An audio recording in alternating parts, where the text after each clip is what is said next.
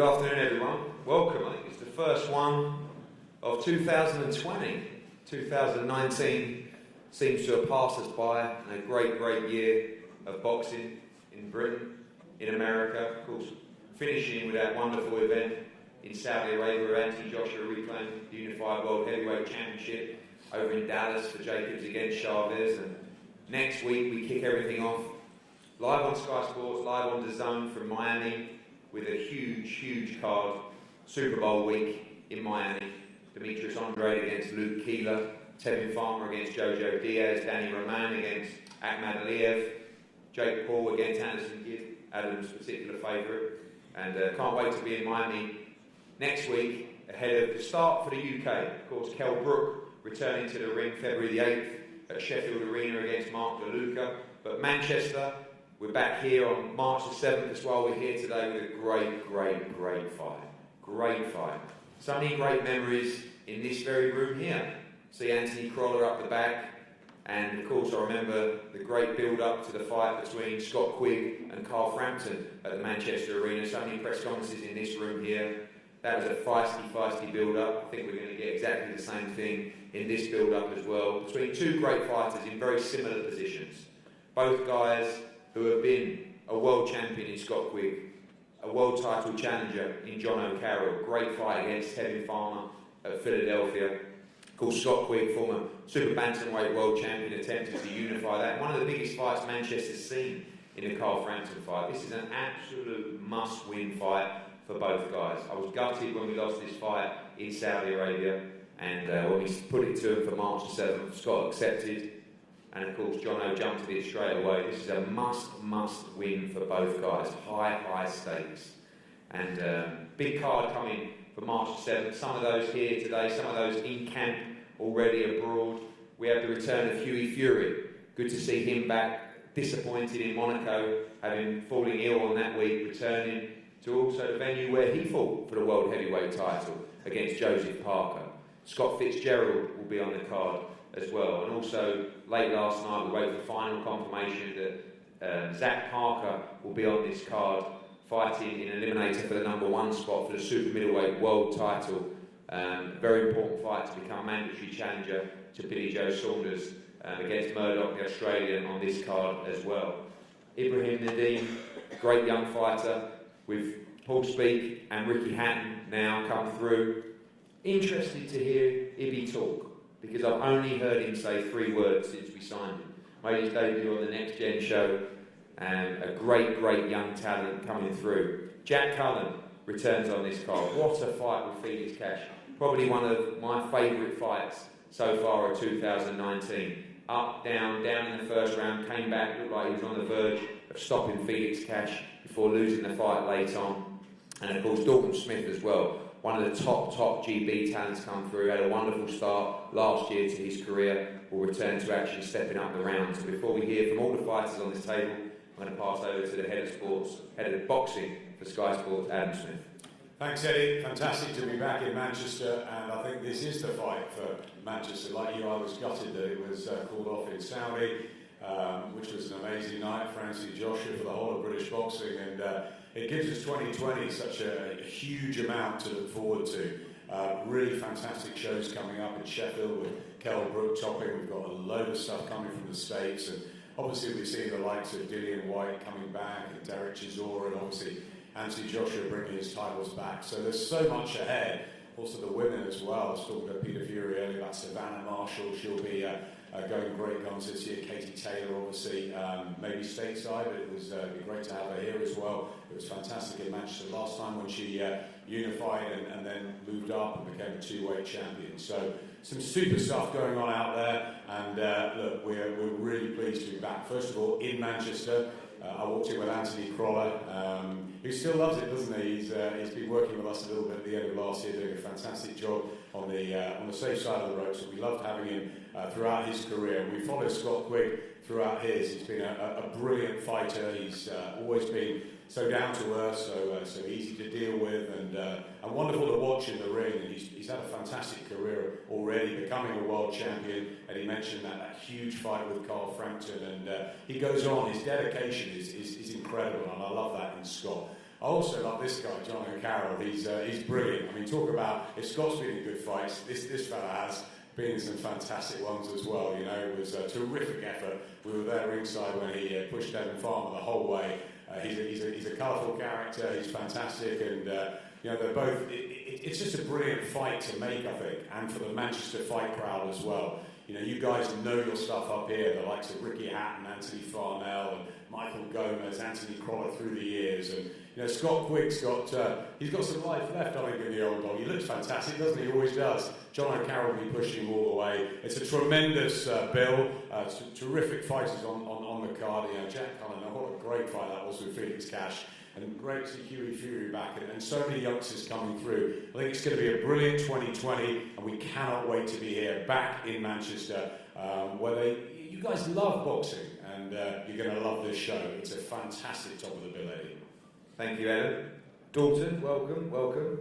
A great 2019 for you, moulding into the pro ranks. Now, I get the feeling you want to move quite quickly in 2020, up to 8 rounds. In Manchester, and a big year coming up for your career. Yeah, that's it. You know, I had enjoyed last year stepping into the professional ranks. Had 4 fights. You know, settled in well, but you know, the new year's here now. It's time to step up the rounds, the opposition, and you know, I just want to stay active this year, stepping up the rounds, and see how the year plans out. Seeing a lot of young fighters now move very quickly. Do you feel like that seems to be the new trend of young fighters, to move quickly, to make an impression before there's so many of them almost becoming stale by boxing, but you want to move through the levels quite quickly? It looks at the likes of Shakur Stevenson and those guys move to world championship level very quickly in their career. You want to move the same way and move into titles at the end of 2020?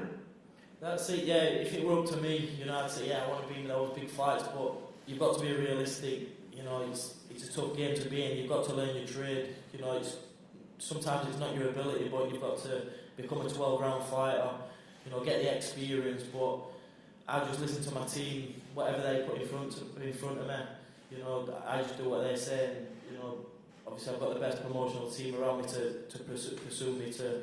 You know, one day I want to become a world champion. But I just listen to my team. Whoever they put in front of me, then that's who I'll fight. Thanks, Dalton. Look forward to seeing you at the arena. Ibby, come on, mate. Are you gonna? I remember that when I first met you, Paul Speak came up to me and he said, "I've got this kid." He said, "He can really fight, really fight."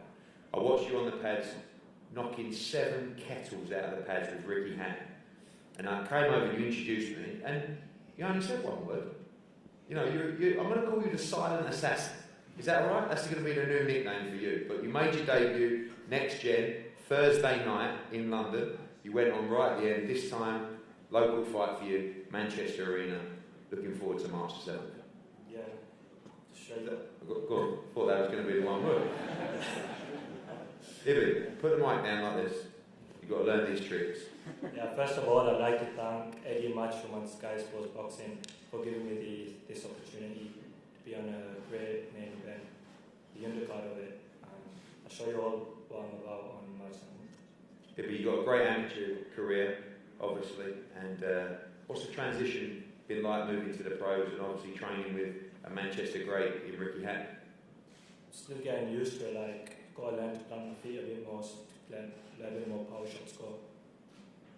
And can I just ask you as well, you gave me a present for the last fight. Were you aware of that present that you got me, or did Paul Speak just do that? Oh no, yeah, I was aware of it. Yeah, it was a mobile phone. It was the smallest mobile phone in history. That big. So I appreciate that, thank you very much. And we're looking forward to a great career with you, Lee. I know that you're a fantastic young talent, and we look forward to many more press conferences with you. And I will definitely get at least 5 sentences out of you for the fight week press conference. Thank you very much, Ibrahim. Jack Cullen. Jack, mate, what a fight last time out.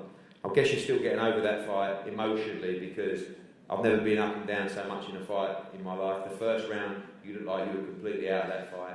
You took the kitchen sink, you came back, you fought back, you looked like you had Felix Cash on the verge of ending the fight himself. It was honestly one of the best fights I've seen at Manchester Arena, and it must have been an incredible experience for you, even though you lost. Yeah, it was a good experience.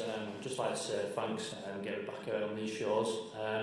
And 2020 is going to be my year. I'm not going to come out with any excuses with the Felix cash and that. It's time to get back winning, and hopefully we'll get it again. I'm not looking past anybody, and we're over a fight. I've not got an opponent yet, and I'm looking forward to it. Just got to keep going and keep winning.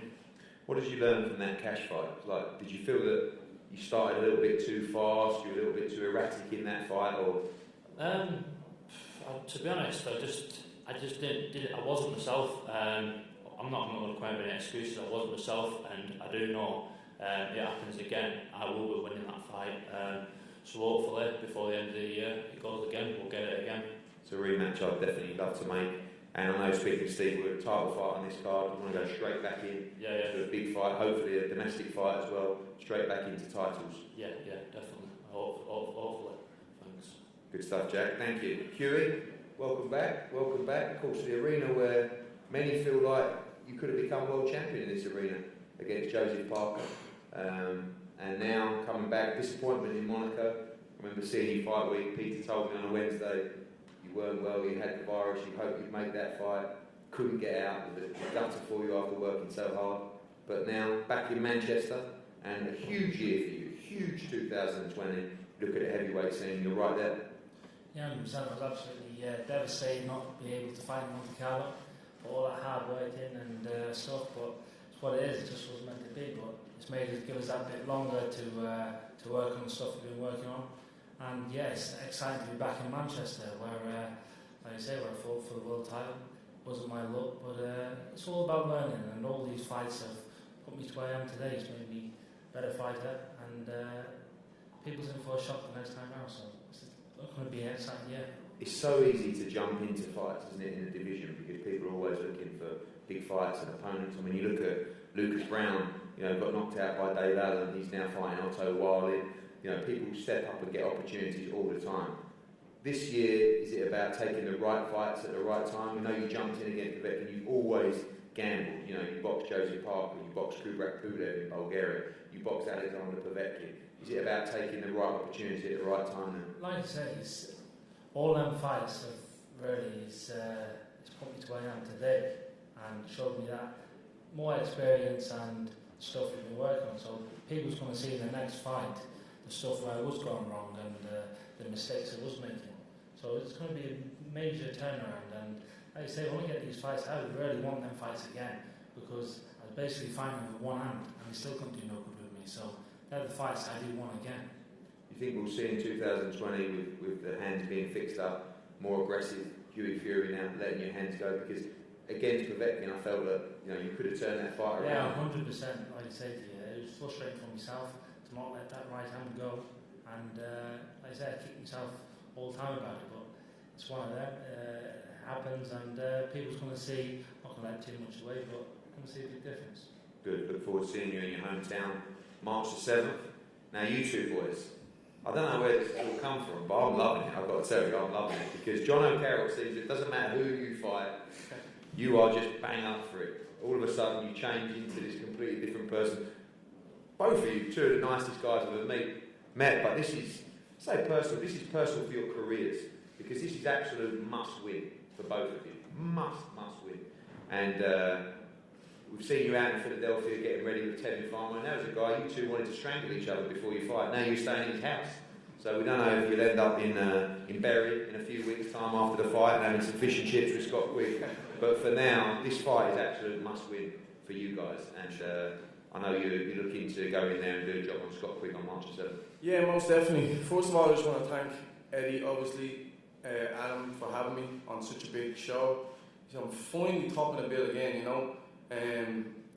MTK Global for guiding my career.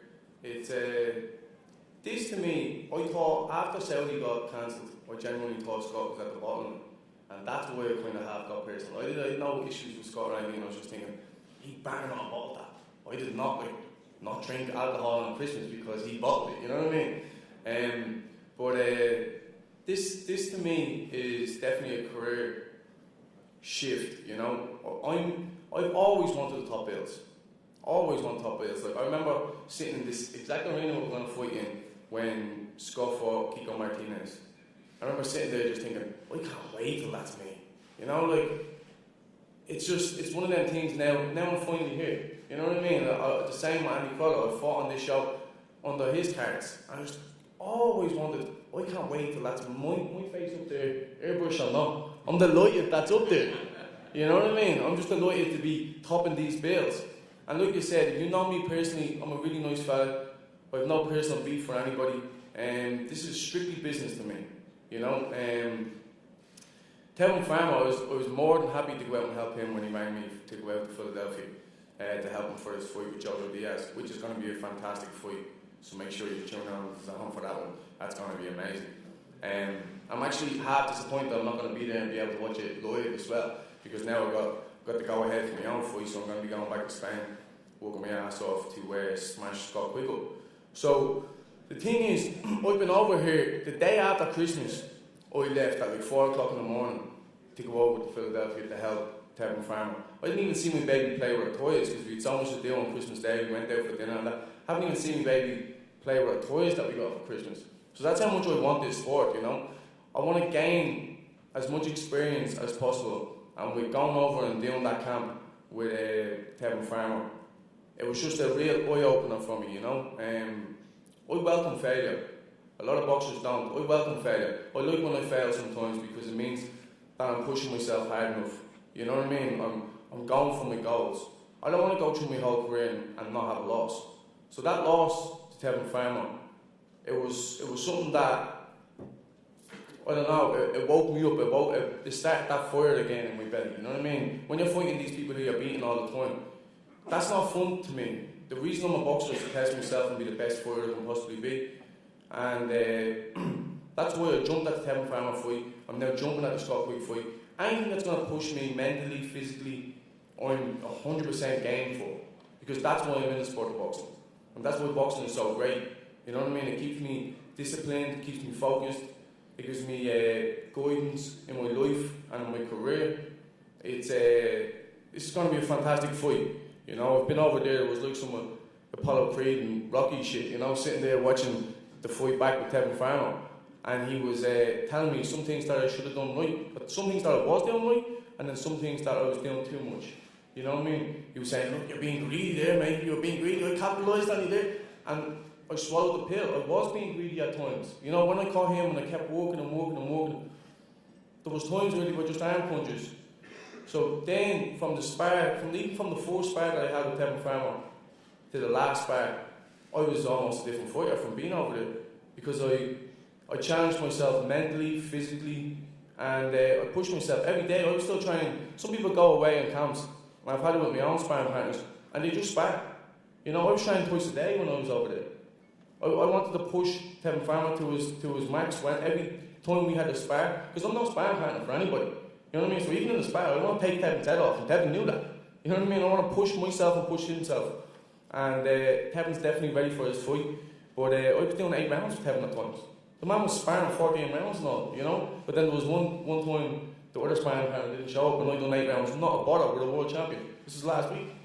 You know what I mean? So, for me, I'm already fit right now. This is just going to be fine-tuning, you know what I mean? This is, it's amazing.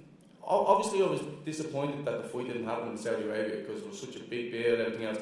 But now the fact that I'm topping the bill, this is what I want. This is what I want for my own career, to be topping these bills. But the fact that then I got the experience with being over there with Tevin and gaining all that knowledge that I gained over there, I'm going to be a much more completed fighter. For sure, you're going to see different parts of my game, because there was times where, obviously Jono Diaz is a former Olympian and he can fight, he can bang, but he can also box. So I was watching him a lot and I was trying to do all the things that he does. So there was times in the sparring where I was boxing. Tevin, I'll tell you himself, I was out boxing Tevin at times. Whereas there was times I thought in the fight, I have to just go to war with him, I have to drag him into a fight to win this fight. But there was times I could outbox Tevin. So, and now I'm like, why didn't I do that in the fight? And why didn't I? So there's, from being over there, I've gained so much knowledge and so much experience that I now know that I'm at that world level. You know what I mean? Before the Tevin Farmer fight, I was half like, am I here? Am I jumping in this too early? But then at the same time, the way I push myself mentally and physically, I like being there too early to then fail, to then rebuild and be a better fighter. So I don't mind. I don't mind that maybe we took it too early, maybe it wasn't experienced enough. Because like if I take away my 2 fights in Australia, which I had 2 fights in 4 years, you know, and then I had the Declan Gallagher fight and I had the 3 fights in prize fighter. That's 3 minute rounds. They're technically amateur bouts. Like if you take them 5 fights away, like realistically, I went into the 7th round fight with like 11 professional fights. You know, so maybe it was too early in my career, but in the back of my head, I was kind of thinking, am I world level yet? But then the fight that I put up, everyone's seen, yeah, I may have lost a fight, but you can see I'm world level. You know, I pushed myself to the max, physically, mentally. I pushed him to the max, physically and mentally also. And then being over there, I know I'm a really good boxer as well. Kevin was like, man, you can seriously box. And I was like, yeah, I know. I was fighting you as counter-puncher, so I had to come forward and go to war. So you're going to see a whole different game from me. If I want to step at Scott Quigg and destroy him on the inside, which I will do, I will do that. If I want to outbox him, I will do that.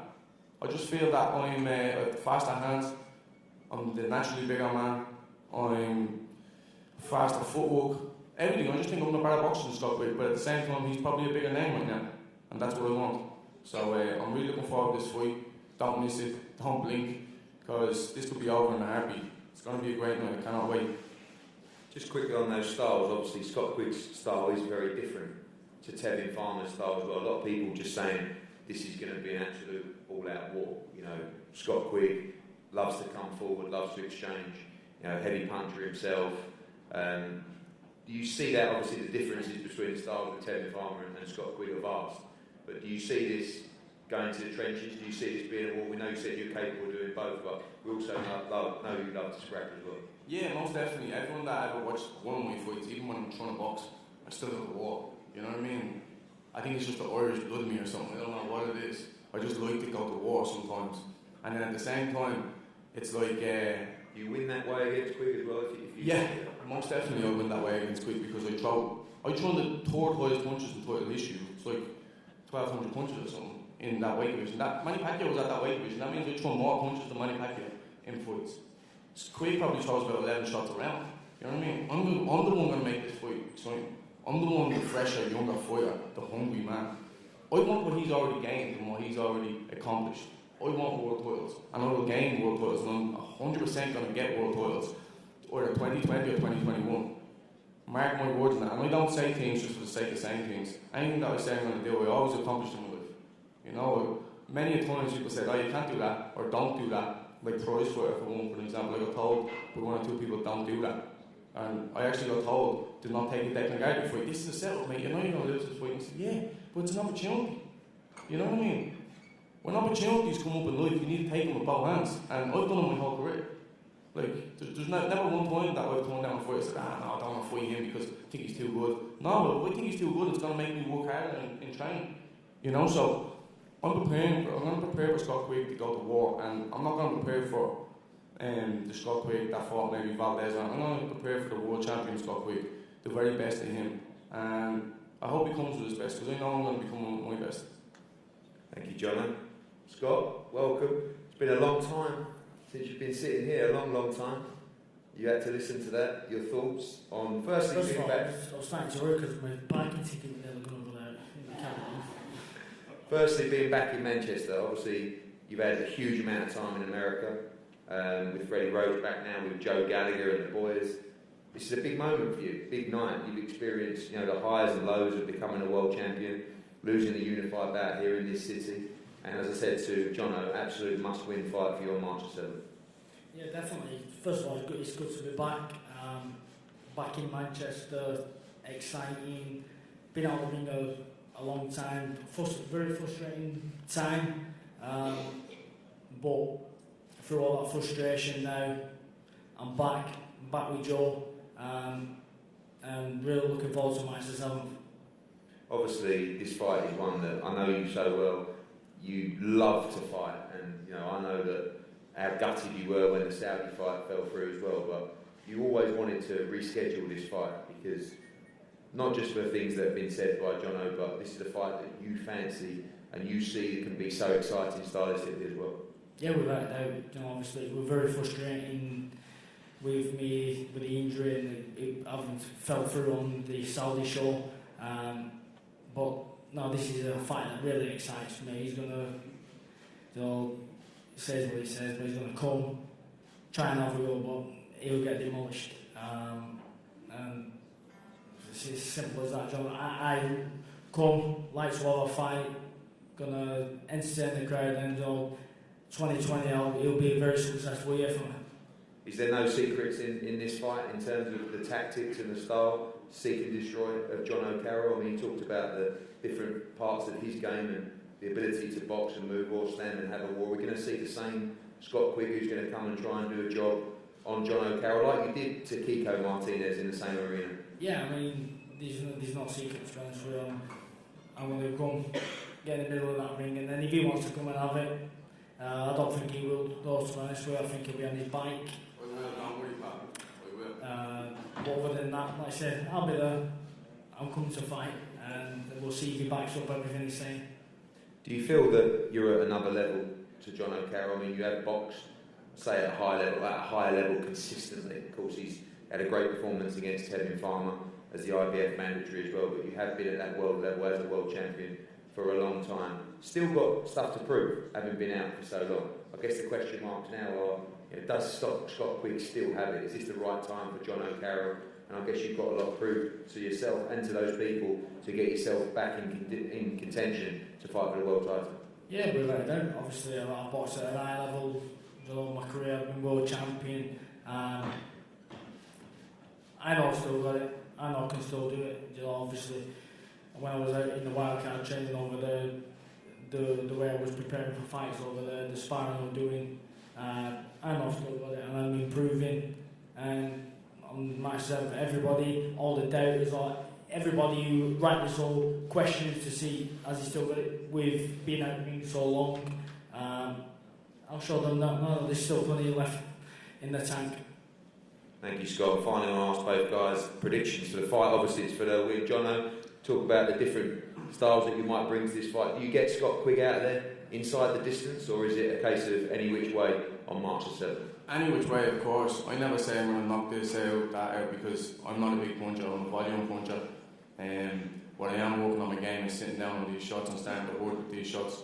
And the problem that I was when I fought Tevin Farmer was I thrown too many shots and they weren't quality shots. And I learned a lot from that loss. I gained a lot of experience from that. So I'm looking to bring a different aspect completely to my game. Sit down on some shots, hoard with some shots, and push Scott back as well, because Scott Quigg he's a good come forward fighter, but what happens to Scott Quigg when he gets pushed on the back foot? We're going to answer all these questions, and you're all going to see. And one thing what I just have to question is, why does he feel he has to change training? To me, that's weakness in the mind, that's weakness in the head. He changed training before such a big fight. I don't know, I know he's going back to Joe was an amazing trainer, but at the same time, that's weakness in my own opinion. I don't know, that might be a bad mistake, mate. Scott, weakness in the mind, how does it go for you on March the 7th? Do you take Jono Carroll out? Take Jono Carroll out and get my hand raised, and then we move on. Simple as that. Thank you. Jono Carroll, Scott Quigg, March the 7th, main event at Manchester Arena. Plenty more announcements coming over the next few days on this card as well. This is a classic fight. Two great fighters looking for another shot at the World Championship. They must win on March the 7th live on Sky Sports. Going to have head-to-head with these two guys up here now, and we'll see you very soon for Fight Week in Manchester. Thank you.